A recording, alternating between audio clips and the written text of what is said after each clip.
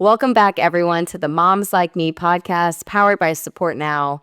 You all are in for a treat. Today's guest is someone I never in a million years thought I would be interviewing, but today, here we are. Today, I am joined by Natalie Grant. You may know Natalie to be a 9-time Grammy nominee, 5-time GMA Dove Awards nominee and vocalist winner of the year.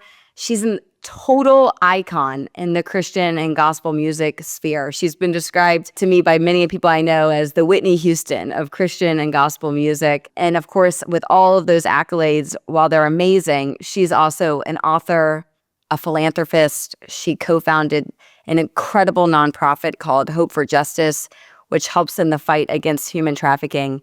And she happens to be an amazing mom of 3 children. So Natalie Grant, welcome to the podcast. Thank you for having me, Jordan.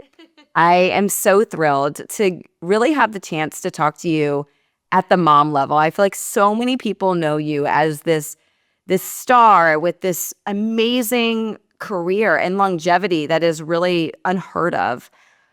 And at the heart of it, you and I are the same. We're moms of 3 kiddos. Yes. And so I would love for you to start this conversation by sharing a little bit more about you. And did you want to be a mom? And talking me through a little bit more of your childhood and kind of what you envisioned for yourself that kind of led you to at least that first chapter of becoming a mom. Well, first of all, thank you so much for having me. I'm honored to have a conversation with you. You know, I think as far as like, if there was like a lottery for picking moms, I won. I got the bag. I got a really incredible mom. And I know that, you know, even for some that are listening, that's not their story. Like my background, I feel so incredibly, really blessed. My parents just celebrated 67 years of marriage. Wow. And I'm the youngest of 5 kids. And my mom was just the quintessential mom. You know what I mean? She just, her whole life, and she gave to just her kids, which is funny because that's a whole other part of the conversation of, you know, women give their life to their kids and they're like, wait a second, I gave none of my life to myself. And so as my mom's gotten older, that's been a really enjoyable thing to walk with her through, is discovering things that, wait, well, Mom, what are you passionate about besides just your kiddos? Because your entire life has been your kids. But literally, like my mom was the mom that if you came home from school and she wasn't there, something was drastically wrong, because she was always there. We sat around the table as a family for dinner. You know, we looked in each other's eyes and had conversations. So I feel like as a kid, I really won the lottery and had an incredible example of what motherhood is, what it looks like to be a strong woman, but also love and raise strong kids. And so I feel really blessed. All my family lives in Seattle. I'm the only one, the youngest, the baby that flew away. And there's 14 grandkids, 9 great-grand. Wow. Big family. And so I did grow up with the, I want to be a mom, you know, I want to be a mom. And I never in a million years thought I'm going to be a singer for a job. Like that didn't seem realistic. It seemed realistic that you grow up, you get married, you have a couple of kids, and you just live your life. And there was no, that part of, well, actually, I could dream to do the passion that's in me, I actually could pursue that and go after it with all of my heart. And part of the people who really encouraged me in doing that were my parents. And so, again, I feel so incredibly blessed. So fast forward, I'd got engaged when I was really young, kind of had that plan plotted out for me. Went to college, thought I was going to be a first grade teacher, met a guy who was really kind of verbally abusive and controlling. And it's interesting because when I was 21 years old, I just still thought, but this is the plan I have. So this guy is, you know, he ticks all the boxes. Like he comes from a wealthy family. He's going to be able to provide all the things you think, well, this is going to give the life that I think I'm supposed to have. And I thank God that before I said I do, I was like, this isn't right for me. This is actually not right for me. And so I broke off the engagement, ended up getting in a singing group, then moved to Nashville, met my husband while I was getting my first record deal. He was my piano player who turned into my husband. And now almost 26 years later, with 3 kids and a long journey to get to the right guy and to have kids, I feel incredibly blessed. So I want to pause there for a second, because it obviously took an immense amount of courage to kind of fight against the inertia that was saying, this is just your plan, Natalie. Here's this man. This is what's convenient. This is what you're told you should be doing. I am curious to just like dig in there. Like, ultimately, what was it? Was it just something inside of you that said, this isn't right? Was it advice from your parents?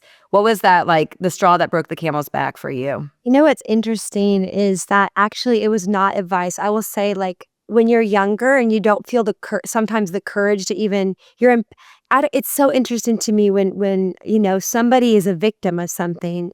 Part of the interesting psychology behind that is that somehow they feel the shame or embarrassment to talk about what's happening to them, even though it's happening to them, but Right. yet then somehow the victim feels like ashamed and embarrassed and not strong enough to share. I didn't tell anybody about what I was going through, what I was feeling.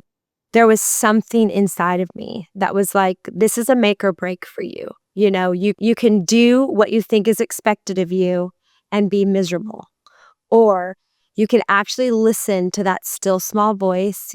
For me and my faith, for me, that's like, I'm pretty sure that's God, like, moving on the inside of me, giving me the strength to go, hey, you can choose to do what you want, but all of these different choices have ramifications. And I'm trying to show you that this decision you think seems so impossible and hard is going to be hard for a while, but it's going to lead you to the right thing. Yeah. And Yeah. I literally listened to that thing inside of me. And it was that decision, I think, that even set me on the path of going, you know what? Listen to that voice. Listen to that thing. And every time you make the decision to go, I'm listening to that, it makes you stronger for the next time that you go, oh, this seems like I might be wrong. And this might be this, but it's going to lead you to become stronger every single time to make the right decision for yourself. Yeah. And look what happened, right? It allowed you to pursue your career in a more dedicated fashion, to leave Seattle, plant roots in Nashville, find your husband. So, let's talk through that a bit. So you said you knew you wanted to be a mom. So here you are, this romantic experience of falling in love with your pianist that becomes your fiance, you get married, and now kind of talk me through kind of what you thought was next. We both were really pursuing our careers. He was pursuing his career as a songwriter and a producer. I'm pursuing my career as an artist. And it kind of just felt like it's not the time to have kids yet, because I wanted to be able to give myself to doing that well. And it just felt like I was going to be pretty divided. So I was like, you know what? I'm going to wait. So we were married like 5 years. And at some point, I think because I'm, getting close to 35, I'm like, maybe I'll think about getting pregnant. And it never crossed my mind that it would be hard to get pregnant. I just thought, I'm waiting. We've got all our birth control. We're doing all the right things to, like whatever. And then I get to 35 and I'm like, okay, let's have a baby. And I wasn't getting pregnant. And I remember just with every month, every tracking it, for anybody who's been through any fertility, you're like, I'm tracking it. And then I'm doing this. And then this is the time. And then literally you're like, sex becomes mechanical because you're calling up and you're going, it's now, it's now, it's now. Right this second. Let's go. Yeah. All of the things. And it was not working. And then I go to see the fertility specialist and they're like, well, let's try this and let's try that. And nothing's working. And they're like, let's think about, first of all, they did the testing and they looked at me and they looked at my husband and they came back and said, what's interesting is, so I don't know how much you know about Nashville, but there's a venue, an iconic venue in Nashville called the Ryman. It's like the mother church of Music City. You know what I mean? And everybody wants to get on that stage because it's just iconic. You want to stand in this circle. It's birthplace of the Grand Ole Opry, you know? I'm getting to sing at the Ryman, and I'm about to sing with Winona Judd. And I'm literally like, this is like a dream. I'm singing with an icon in the most iconic place in Nashville. It's 20 minutes before I'm about to go on stage, and my phone rings. And I recognize the number as the fertility doctor. So I was like, oh, let me grab this really quick, you know, just thinking we're going to have a conversation. And I'll just never forget. They said, hey, we just want to let you know, come in. We're going to talk through some options, but you and your husband have about a 3% chance of ever conceiving a child. Like, it's not in the cards for you guys. And I'm just like, it was like that moment where you're like, wait, I'm about to walk out and do this thing I've dreamed of. And this other thing that has been one of the biggest dreams of my life feels like it's dying. Well, I'm supposed to go. And I remember the song we sang was called Bring It All Together. And it was this idea of, you know, whatever it is, you know, he's going to take your pain. He's going to take your doubt. He's going to bring it all together for good. He's going to make you happy. He's going to make you laugh out loud. He's going to bring it all together for good. And I'm like, that is absolutely not true. I'm literally like, I'm about to go out and sing these words that I don't even believe at all right now. Like, I feel so crushed. And I'm looking at Winona and she's singing with all of her heart. And I'm singing these words that even in the moment, I'm like, I don't even believe what I'm saying, but I'm going to profess it into the atmosphere. And that's just such a distinct moment in my mind of this iconic moment I dreamed about that felt like it was coupled with the death of another dream. It was just such a weird place to be at the same time, you know? So there's two things I want to comment on because I think both are really interesting and relatable in some ways. So the first is, isn't it amazing, Natalie? You're 35, right? And for the 5 years in your marriage, totally fine not having kids. Yeah. It's like, it's cool. You're good. You're content. You're happy. And isn't it interesting how women, it's like you flip a switch. Yeah. And now suddenly you can't stop thinking about babies. You see a stroller and you're like, I want a stroller. Yeah. You see a playground. I want to be on that playground. You see a play group. I want to be. It is so interesting. Like when a woman is ready. Yeah. It's not a slow, it is like, it is black or white. Yes. And so and I think that's just something important to call out because I've found this in talking to numerous moms and families that have struggled with infertility, just how painful it is when you finally when you're ready and you can't have it. Yes. It's so frustrating. Yes. And then the second thing I want to comment on is, and maybe this one is a little less relatable, I suppose, but people look at you on stage and you're right. Performing at the Ryman with this iconic singer next to you. What a dream. What an icon. What a moment. Mm. Meanwhile, you are just as human as any other woman, mom that may be attending that show, struggling through the same thing. Yes. And I just think it's a really important reminder that no matter what you see on stage and on TV and the movies, we are all trying to navigate life the best we can. Yes, we're all human. We all have these innate like things that make us the same. And the way our circumstances are walked out, the way our lives are walked out might look radically different from each other. But there's this common thread that makes us all the same. And I even think the thing you touched on for women, that when they want it, they want it, right? That is, I also think there's a part of us that every woman I have ever met, like whether she is a mom or not, whether she is single or married, if you are a woman, you are the glue for somebody somewhere because it's who we are. Like we make things happen. We hold things together. In your workplace, I promise you, if you're a woman, you are juggling 50 different things, holding things together, making things happen, making things realized for people. Because it's kind of something, it's like women have a superpower to be glue. And that's to me not a mom or a wife thing. That's a woman thing. And so then when you see that, like, well, we make things happen and all of a sudden your body isn't making something happen, there's so much shame attached to a woman that feels like, why am I broken? Like, why, if this is my fault, why can I not make this happen? Because I'm a fixer, I'm a doer, I'm a make it happen because I'm a woman, that's what I do. And why is my body failing me in this way? And I at least that's how I felt, like, so Well, ashamed of that.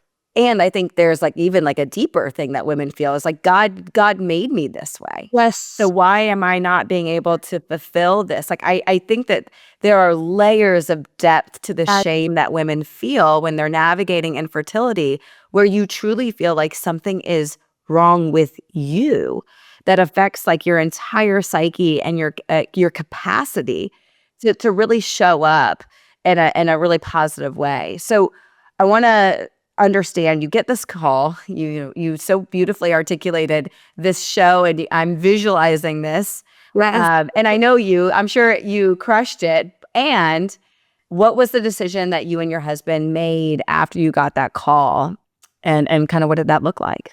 I think for us, it was like such not an, I don't want to say it was an easy decision or a flippant decision because it was but I think we were determined at that point to go, hey, we are living in a moment that offers us some solutions for this. And how amazing is it that we're living in an era where science, and I believe that science is coupled with God, like that's my personal belief of faith, that God and science work together, and it's a miraculous partnership. But for me, we were like, there are options for us. Like 50 years ago, well, 100 years ago, right? It would have, what would have been available to us. So we were so grateful.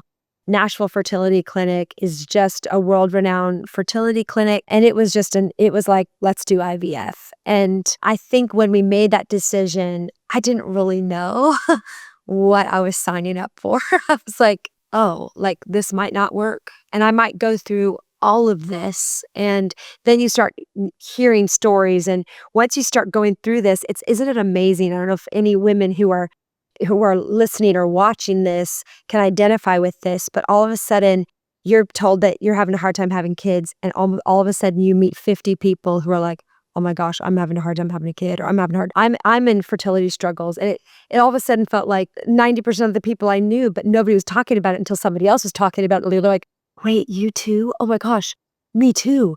And I think that part too of realizing I wasn't alone made it easier for me going into the process, because IVF is not for the faint of heart. I mean, it is. I had 76 shots in my stomach and my backside. My husband is learning how to give a shot on a grapefruit. You know what I mean? So he can give me my progesterone and oil shots, were the literal worst shots in the world, but he was masterful at giving them. But just that thing of, and then you go through all of this and you're like, what if it doesn't work? You know, what if it doesn't work? We are so blessed that it did work. And they put 2 in and we got 2 out, and they were our absolute miracles. Our twin girls that are nothing alike, radically different. And it was interesting to even be able to talk to them about IVF and say, you are twins, but you are 2 complete separate embryos that were just, put in me at the same time. So you got to grow together, you got to share the womb together, but you're also very individual. They don't even look like cousins. So funny. But So funny. split it apart. I love it. I love it. And, again, I think it's just a great reminder of, sometimes the things you want, they don't come easily. No. And, you were blessed that you had the opportunity to go through this treatment option. Obviously, to call out the obvious for people that are struggling, it's also very expensive. It's very expensive. And so, and I believe the success rate, the last that I saw, it's like 25%. So your odds still aren't particularly great. No, right? It's still, and it's so frustrating. That's probably an entire different podcast for another day, but you're like, why does our system not provide that for? Right. And I know some states do, right? So some states do provide a certain number of tries at it or whatever. Tennessee was not like that. Right. So, it was like this is same for adoption, right? It's so expensive if that's the route that people take. And we have so many friends that are like, you know what? We don't want to go through what that road is, but we do want to go through adoption. And all of these roads, there's lots of ways to become a mother. I'm grateful that the road that I chose led to motherhood. I'm grateful for that. Do you believe the experience you had with infertility shaped the way that you view motherhood, community? Like, how did this chapter of your life impact your outlook? Well, it's really interesting because so then, we had our twins. We were like, we just got an instant family into one. So we've got our family. This is amazing.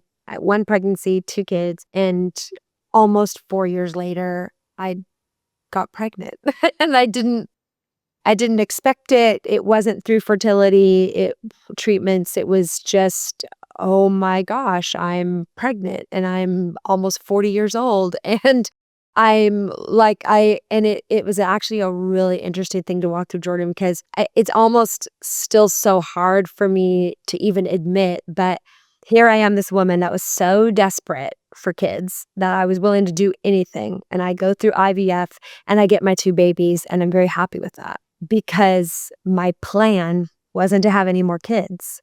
I was thrown for a loop when I showed up pregnant. And then I had the guilt of not running around going, oh my gosh, this is the greatest thing that's ever happened to me. Look at the miracle. And I was like, I think that's what I'm supposed to be doing. I'm supposed to be running around. And what about, I know so many people who would give anything. So how terrible of a woman am I that now I feel like, well, I didn't really ask for this one. And I'm overwhelmed. And how do I do 3 kids and do my job? And it really put me into a tailspin. So I'd like to say that IVF and all that I walked through made me so grateful for motherhood and so invested. I also have to be transparent and honest and say that there's a journey, and then that led me to postpartum depression.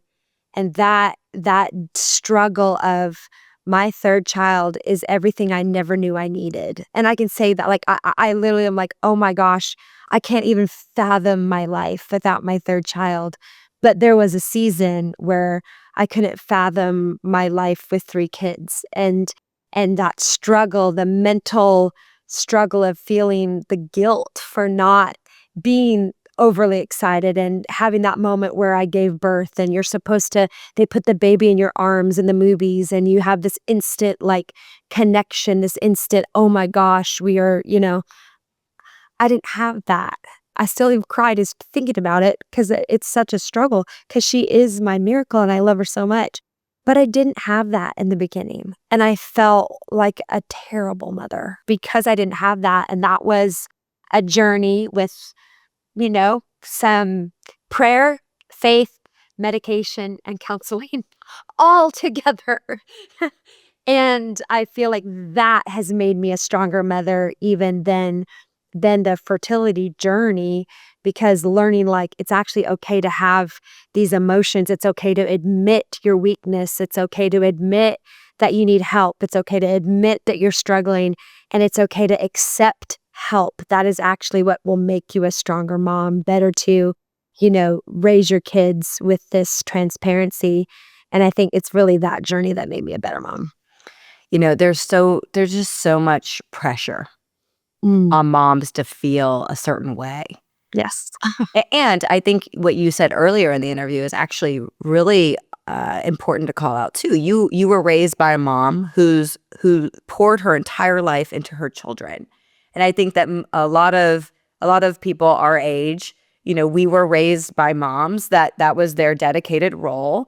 A lot of, not everyone, of course, but a lot of, call it Gen X, older millennial types, we were still raised with a mom that didn't necessarily work outside the home. And so you have this baseline, this precedent of what motherhood should look like. Then you have the added pressures of what everyone's telling you motherhood should feel like in this culture of abundance and everyone needs to be busy and everything is wonderful and amazing. And then you now add in social media. Right. And there's just so much pressure to feel a certain way around what it's going to be like when they hand you your baby. And I think it's so honestly, so incredibly refreshing to hear someone say, it's okay if you don't have an immediate connection with your baby.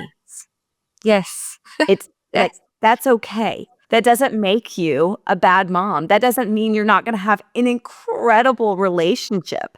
Yes. It just means that it might take more time. Journey. Yes. Yes. It just might take more time. But I think that everything that you're saying here is such an important reminder for not just moms, parents, that this journey is long and it's not linear. It's okay to feel like you're doing great and then to feel like you're not doing so great. And you just got to keep going. You just have to keep pursuing. And to your point, you have to be willing to invest in help and support. Yes. You can't do it by yourself. No, you cannot. And I also think one of the gifts that even that taught me, we all have a different journey. We all have different, I can say, gosh, I'm so glad I waited to have kids till I was a little bit older because I think it helped me in some maturity areas in some ways. But then I look at a lot of my friends who had their kids when they were in their early 20s and they'd be like, oh, I'm so glad I had my kids young because, there's no one size fits all. There's no one just cookie cutter way to motherhood. But some of the things as I'm looking and my twin daughters are just about to graduate high school. And now I'm in this different season where, oh my goodness, I could cry all over again because now I'm in this like, wait, I don't want to hold them back. I don't want to clip their wings and keep them, but I do. Actually, I do. I don't. I want them to fly so high, but I don't want them to fly so high that they fly away. And there's just all these crazy emotions that I was not prepared for the senior year of being at equal parts joy and grief, and that you can laugh and cry and be so excited for their college acceptance and so sad for your heart that their bedroom will be empty. Like there's so many emotions that motherhood brings in the journey. But I've just really learned that even going through fertility for these two, and then they came out, they're so separate from each other. And then this journey for my third child, all of my kids are so different. And if there's one really true piece of advice I can give to moms that have, even multiple kids, or even if you only have one, but just every one of your children is different. And just like there's no cookie cutter to motherhood, there's no cookie cutter to kids either. And what might work when I'm talking and dealing with, my oldest daughter, I call her my oldest because she was born first by 1 minute, or when I'm talking to her twin, I have to parent them completely differently. And there are some basics that are like our family rules, right? That apply to everybody. This is our family choice, our family rules, our family boundaries. This applies to everybody. But when I'm talking to you about what you're walking through and this that you feel about this college experience that you're trying to have, or this going to prom with, and this is a mess right now, and this, you have to be willing to get down low and go, okay, I'm going to talk to you as the individual that you are, because this is an individual journey and it is the most exhausting and beautiful thing we will ever do in our lives. But I have to remind myself every day, I am one woman with 3 kids. So I'm going to be one woman to this kid right now. I don't have to try to divide myself in a million different ways. So I'm just going to take a moment and be my one self with my one child. And then I'm going to be myself with this child. And through the years, looking now with 18-year-olds and a 14-year-old, that's honestly one of the best pieces of advice I feel like I could give to a mom is don't feel like you have to toss yourself into pieces to everybody. Center yourself and go, I'm going to give myself to this one, and then this one, I'm going to give myself to her or him, and listen to them at their level and what they need, instead of trying to do it in a cookie cutter way, if that makes sense. It does. Last question for you, Natalie, before we wrap up. One of the things I'm passionate about talking about is support. Yeah. And so, something that draws me to you, in addition to being an incredible mom, is how active you are in your community. And so I'd love for you to share, why is that so important to you? And what does community mean to you? What does serving others mean to you? I always am very inspired by hearing people's stories like that. When you hear the phrase, it takes a village, right? I remember when we first had our twins and multiple family members were in there, and they had the two little babies, and everybody was huddled over them. And my mom was changing one diaper and a sister was changing another diaper. And I remember my mom saying, it takes a village. And I feel like that in life, that community is faith for me is core to who I am. But even faith walked out amongst your community, there's something about that piece of not just your family, but your friends, having an environment of people that when they need you, you are there for them. When you need them, they are there for you. And I can't imagine doing life without our community. It makes our kids stronger. It makes our family stronger. I think it centers everybody, gives them that foundation of safety, of feeling like we have our people. And for us, we don't have any family that lives in Nashville, right? So we've had to surround ourselves, and we call it the family you choose. We've chosen these people to be our family. And we've all walked through, a lot of our core community comes from our church. And we've walked through so much life. I had cancer, or somebody else through the death of a child, or the death of a spouse, or the sickness of a child. And you realize, wait, none of us, I don't know how I could have done that without my community holding me up, holding my hands, bringing me a meal, taking care of my kids when I couldn't take care of them myself. And I'm really, really, none of us are meant to do life alone. I think 2020 taught us that more than ever before, that isolation and loneliness is something that plagues so many people, and we are not built to do life alone. We are not. You know how strongly I believe in that. And I think something you said earlier that should be highlighted is, in order for you to build community, you have to be willing to ask and receive help. Yes. Which is hard. Yes. It is a moment of vulnerability for many people. And it is the foundation of what community is about, because you have to be willing to let others help you. And you have to be risky. You have to be willing to take the risk, because it also means that you are allowing people, you're giving people permission to hurt. Like, sometimes a relationship fails you, and a friend can fail you. But at the same time, the risk is worth it, because when you invest in relationship will invest back in you. And sometimes it takes time finding your people. But when you find them, then you realize, like, wait, this I had to kind of work through to get there, but then I've got my people, and now my people, this is my community. Amazing. Natalie, I could talk to you for hours. I'd like to think this is part one of many. As you said, there's so many ways we could go. You're amazing. And I truly think it's just incredible to talk to someone who has achieved such success professionally at such a personal level about, again, motherhood and the journey, how messy it can be, how rewarding it can be, holding so many feelings, emotion, truths all at once. This is how I believe we as moms and as parents and as communities, we will be strengthened. And that will be strengthened by authenticity and telling our stories and not being so focused on it all looking perfect. Yes. It's not. It's not. So I am so grateful for you, Natalie, and look forward to many more conversations. Thank you. So good to talk to you and see you.